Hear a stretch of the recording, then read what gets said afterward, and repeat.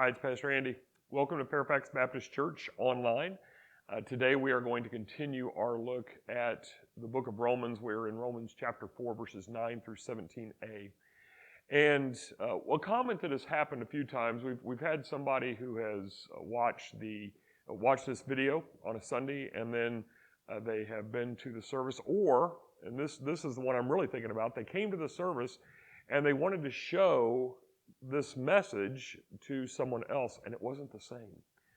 And of course, I am pre-recording these, and then we do it on live Sunday. But here's what I want to suggest. Please understand, and I mentioned this in the Friday preview. I realize that during this season that we so unaffectionately call COVID, many people have that thought process more than others, I guess. But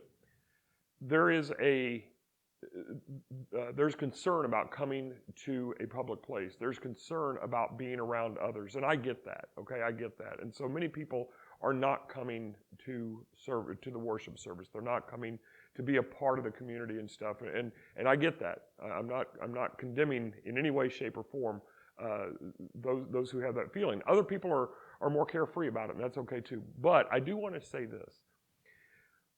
I assure you that probably 99 times out of 100, and we haven't done 100 of these yet. Hopefully I don't have to do 100 before people are back, but it is better live. I'm able to see faces. I'm able to see feedback, and I'm able to see people nodding or questioning with their eyebrows or whatever might be happening. And I can say last week was probably one of the better messages that I preached. If you watched it online, I'm talking to the camera, and that's fine. We're gonna continue to do that. However, what happened towards the end of that service could not have happened online, and it's lost to posterity's sake because there is no video recording of it. So now you might be able to catch a part of that if you want to listen to the service online. If you actually go to the website. Most of the time, what is on the website, on our website, most of the time, that is from the Sunday morning service. There's times when we might have recording issues, and so we revert back to this recording, but it's just different. And so my encouragement in that is that, again, I understand why people aren't coming now, but church is meant to be community. And so long term, I hope that you will come back. I hope that you will be a part of that community. But please understand that I'm trying to deliver my best through a camera, but I'm not an actor. I'm not somebody who is paid to be on camera. So I'm giving you the essence of the message. But there is something different about preaching and teaching a live audience. And so that is generally better. So I hope, this is just my encouragement, I hope that you will return when that time comes. That we are in whatever the new normal might be. So for that, we will turn to Romans chapter 4, verses 9 through 17. And I will do my best for you as I teach, but just realize it might be better on Sunday.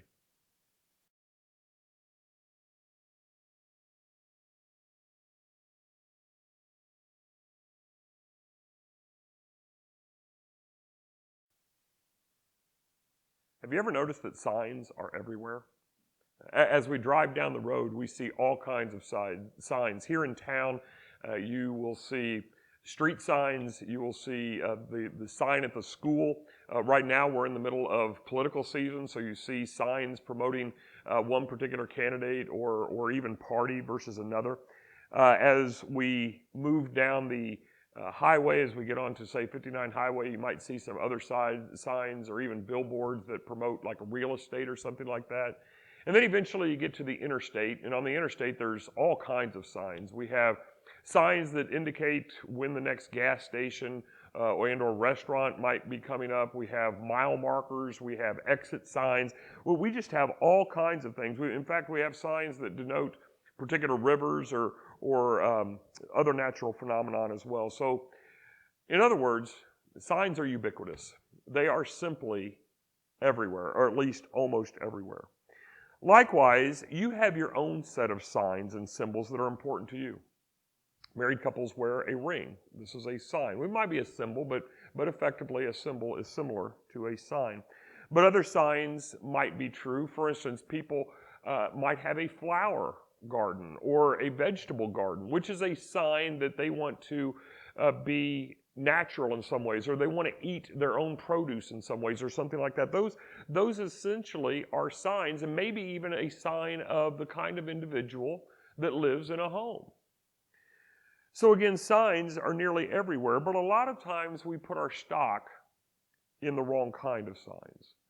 For instance, we worry about the kind of brand that we purchase. For our clothing, for instance. We are overly concerned about the price tag or the make and or even the model of an automobile. Or maybe it's the size or the type of a house that might be an indicator, might be a sign about someone, or that this kind of sign that they want to project towards others. Now, please understand, having house and a car and clothing, certainly not clothing. Having clothing is not wrong. But we can put too much stock in those things. And when we begin to over-consider the importance of some things or the appearance of the actual thing itself, then indeed it can be wrong. And we can deceive ourselves, and we can certainly deceive others as well. The Bible talks plenty about signs, or symbols if you want to call them that. In the Old Testament, one of the first symbols, one of the major symbols is going to be the rainbow from the time of Noah, and an indicator that God would never send a worldwide flood again. From the New Testament, the obvious most critical sign, and it's still critical to this day and age for our faith, is the cross.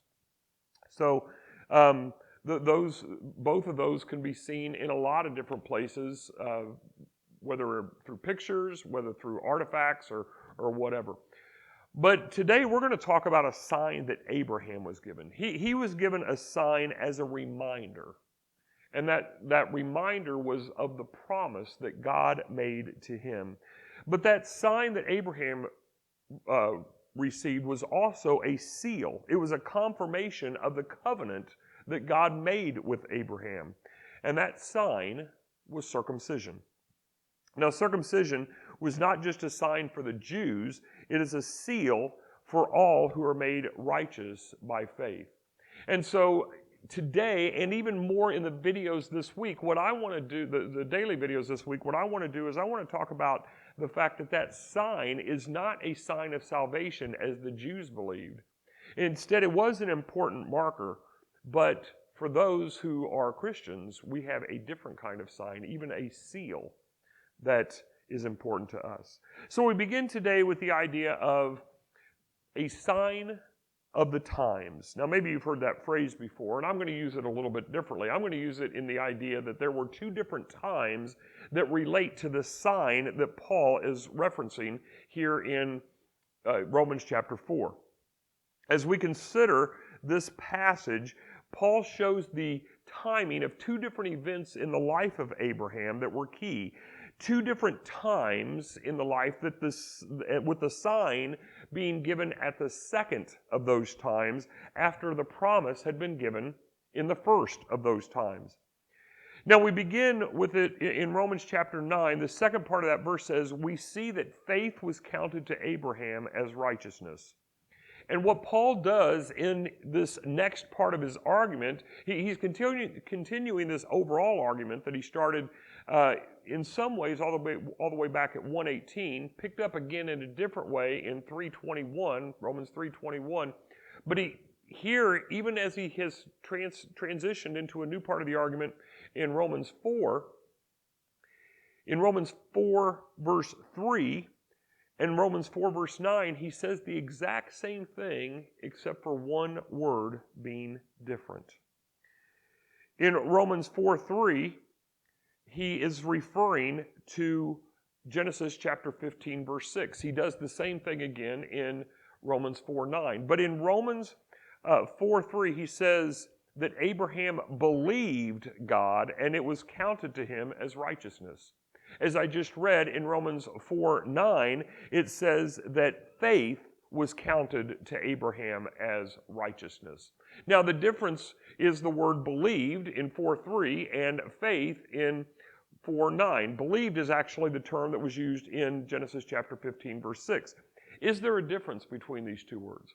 Well, really there's not. And in fact, in the Greek, it is the exact same word. I've shared this before in other settings, but in John 3:16, that famous verse, the word that we say for whosoever believes is actually the word that is often translated faith. So we could say, in fact, it was translated faith until about the 14th century. So we might say, whosoever faiths in him will not perish and have everlasting life or eternal life, however the verse that, or however you memorize that verse. But so the Greek word is the same. The difference is that in verse 3, Paul uses that term as a verb that Abraham believed. In verse 9, he uses it as a noun, that it is the faith that was saved. So either way, Paul, and of course the original reader, would know that the meaning was the same, that Abraham believed or that he had faith and God considered him righteous because of that. So let us remind ourselves that Paul is writing this letter to the church at Rome. That church consisted of both Jews and Gentile believers. Those who had been Jewish in their faith, had practiced Judaism, who had transitioned, who now believed in Jesus as Messiah and were now believers. But much of the argument that Paul is painting here is to the Jew. It is the Jew who holds the law in such high regard, and Paul is trying to help all Jewish believers to realize that it is not the law that is ultimately important as it relates to justification. That's been Paul's primary argument since chapter 2, verse 1, after he painted the idea of sin at the end of chapter 1. So with the idea that Paul's audience is largely the Jewish portion of this church, verse 10 becomes critical. Let me read that for us. How then was it counted to him, going back to verse 9, that faith was counted to Abraham as righteousness. How then was it counted to him? Was it before or after he had been circumcised? It was not after, but before he was circumcised. Paul appeals to the chronology of the situation. Now, the book of Genesis is very chronological. It may not be perfect chronologically, but it is a very chronological book, and God credited Abraham as righteous happened before the circumcision happened 2 chapters later. Genesis 15, Abraham was counted as righteous. His faith was counted as righteousness. Genesis 17 is where the circumcision takes place. Now, we see that as 2 chapters. But Jewish rabbis had actually gone back and determined that there was likely 29 years between those 2 time frames. In fact, we can easily see 13 years because it talks about Abraham being 86 years old at the time of the promise in Genesis 15, and then it says that Ishmael, his son, was 13 at the time of circumcision, which would have come after Genesis 15. And Ishmael and Abraham were circumcised at the same time in Genesis 17. So they're at least 13 years, but the Jewish rabbis had counted this as 29 years through their calculation. Thus, what Paul is arguing is that Abraham was declared righteous at least almost 3 decades prior to the circumcision. So the circumcision itself had nothing to do with the righteousness that God declared for him. Now that's very obvious for us today, but it was convoluted in the day, even though these rabbis knew the dates better than we do. It was convoluted for them because, as I mentioned previously in a previous video, the Jews had taken Genesis 22 when Abraham went to sacrifice Isaac and had merge that together really with the ideas in Genesis chapter 15 to say that those 2 events were almost considered as one, and therefore the circumcision came after that kind of faith had been exhibited. Well, really what that did is it took Abraham, the covenant that God made with Abraham, this promise, and it made it in almost perfect conjunction with the law that was given to Moses, meaning that the covenant of Abraham and the covenant with Moses were almost considered as one complete covenant by the Jews, even though time-wise they were 430 years apart, as it says in the book of Acts. So the timing of these events has an important implication, and Paul is trying to help the audience to know that. And so because of that, we get to our second point. We have a sign for the times. The second point then is that there is a sign for all people. Now, understand that most Jews thought that it was okay for a Gentile to join their faith, but there was responsibility that came with it. And I don't mean a responsibility as in, well, if you're going to come, you need to help clean the church or something like that we might say today. A Gentile to join the Jewish faith had to embrace Judaism completely. They had to keep the entire law. They had to adopt the entire mentality of the Jew.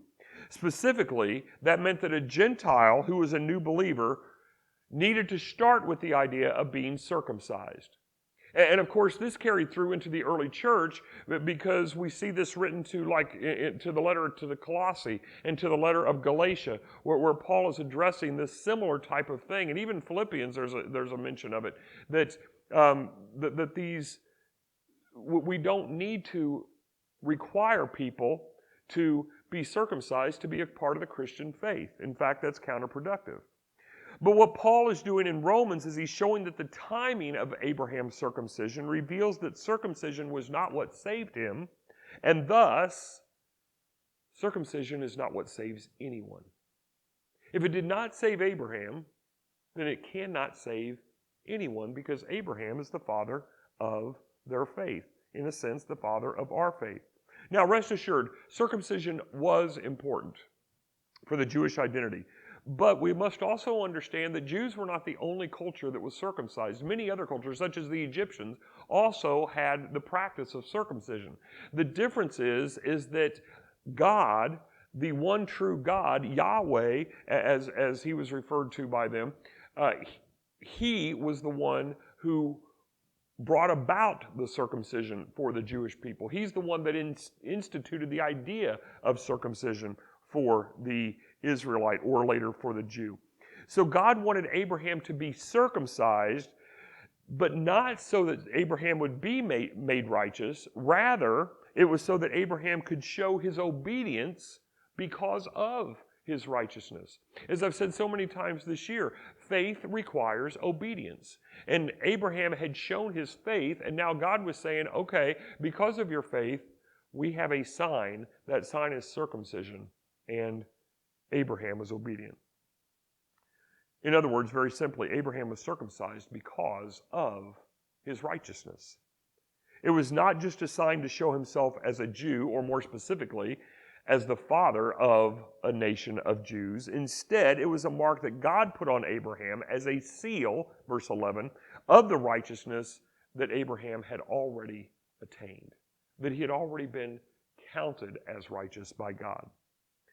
But, and here's the key to this section for the Jew and the Gentile, and for us today, because if God declared Abraham righteous because of his faith, because of his belief before circumcision, then all who have faith in God will be declared righteous whether or not they are circumcised if they believe in God.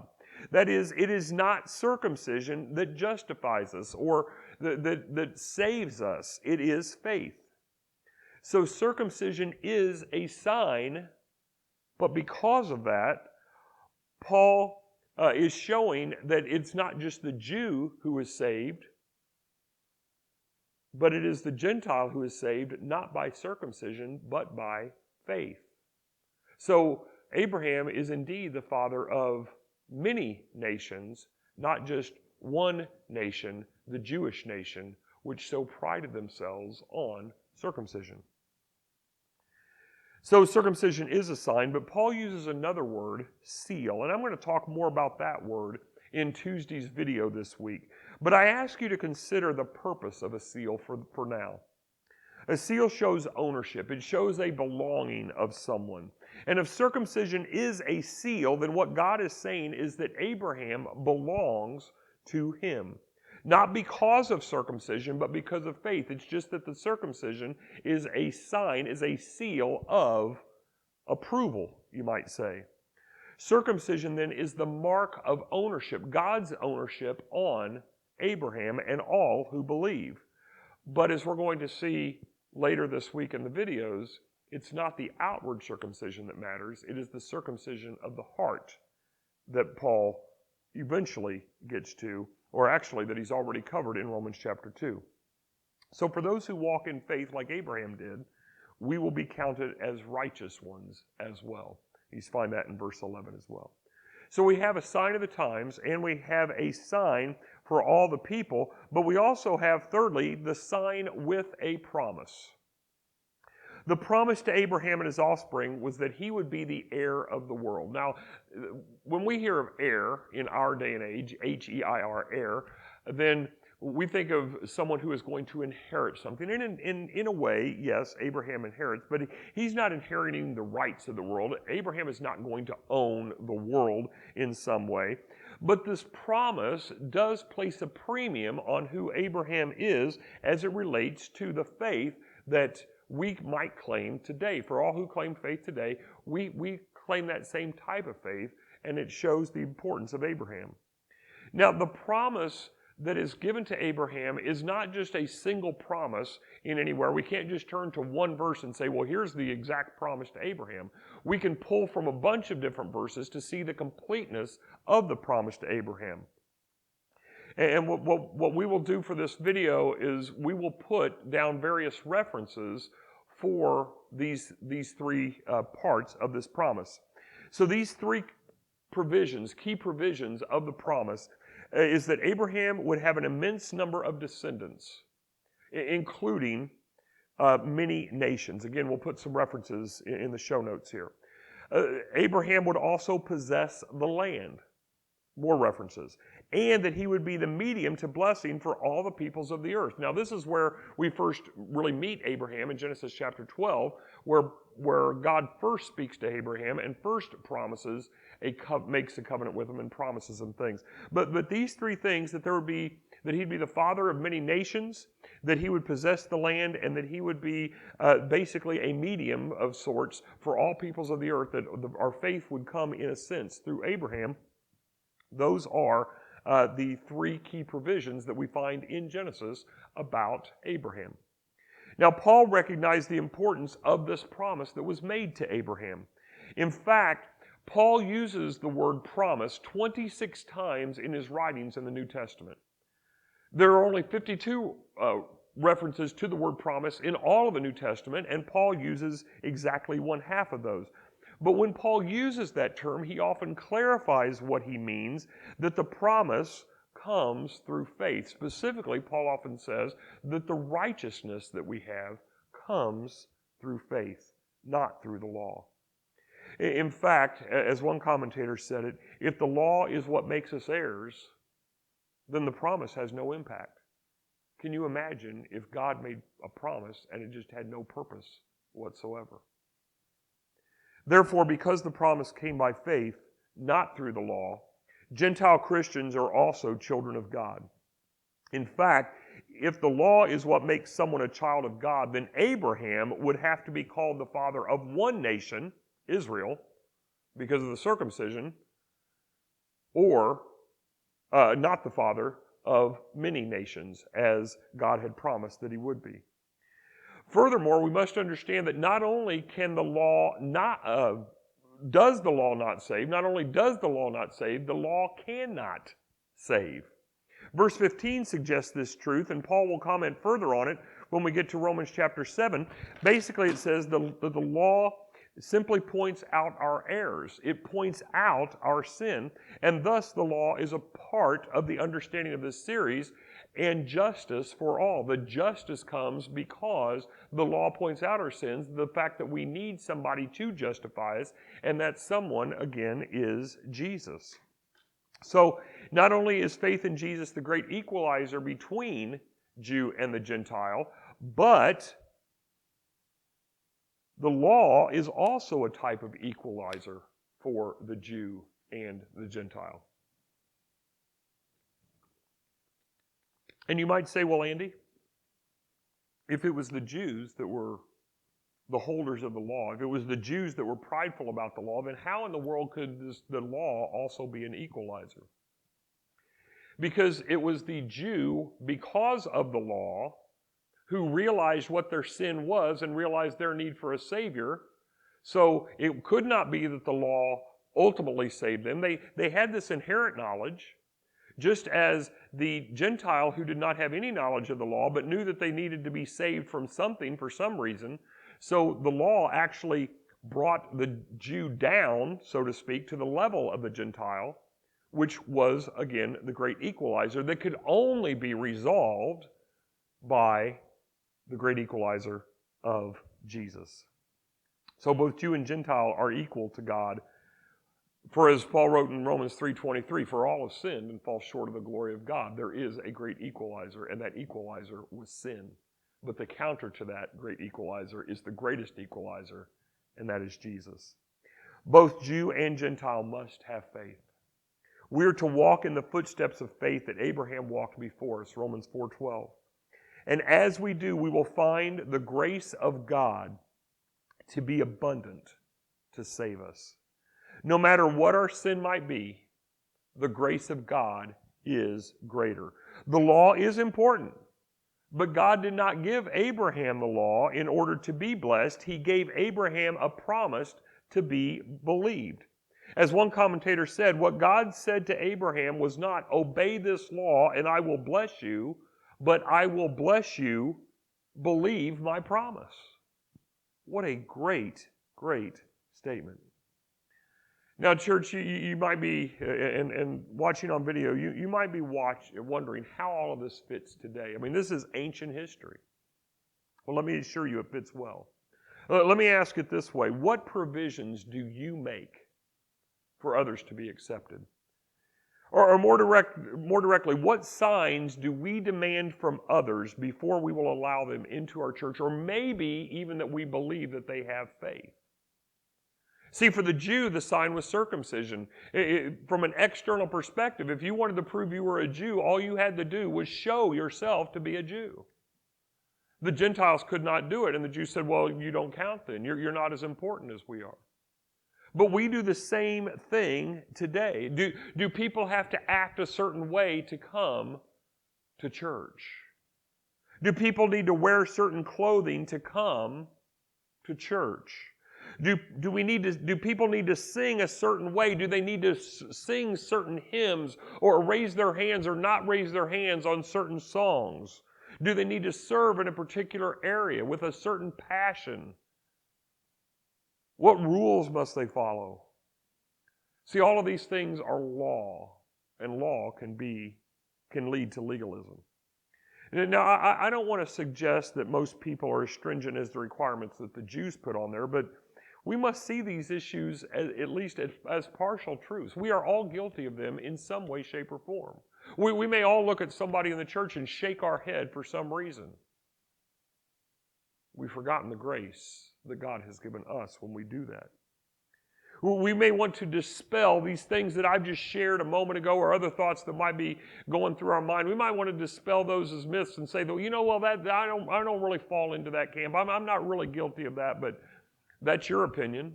Maybe it's my opinion. Maybe it's my opinion about you, your opinion about me, but the only opinion that really matters is not an opinion. It's the one who knows all truth. And that is God. And if we want to know just how true these things are, rather than thinking that we're okay, why don't we ask the people who are not a part of a church, who are not a part of a congregation, and see what their thoughts are? Because many people who are not a part of a church will say, well, I don't go to a church because they're judgmental.